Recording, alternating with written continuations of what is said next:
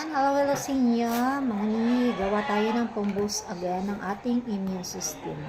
Meron tayong laurel, lemon, bawang, kalamansi, loya, tsaka sibuyas, at ating honey. Honey na natural. Yan. Gagawa tayo ng pang-boost ng ating immune system.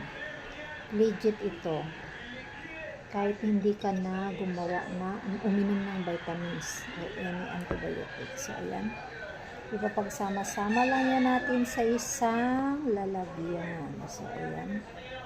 Ayan natin yung sibuyas, luya. So, ayan.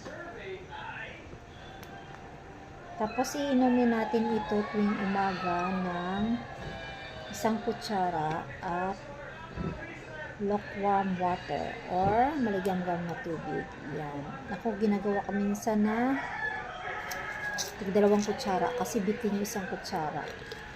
May iba siya amoy, di ba, sa amoy. Pero, masarap naman ang epekto ang kanyang resulta sa katawan. So, ayan. Pang-boost ng immune system. Nakatulad ko dyan, yung mga nagre-reklamo ng masasakit ang likod. Laging sumasakit ang likod. Ito na yun. Ito na yung solusyon sa problema nyo. Yan. Tapos ito pure honey. Pure na honey. So lalagyan lang natin yan. O bumubula siya. O. Pure talaga yan. Malalaman nyo po yung pure na honey kapag nagpatak kayo ng honey doon sa tubig. Sa baso, maglagay kayo ng kunting tubig. Pag nagkalat yung honey, piki yung honey, pero pag bumuo yung honey na katulad ng parang mantika, yun ay pure. Doon yung malalaman yung tunay kung legit yung honey.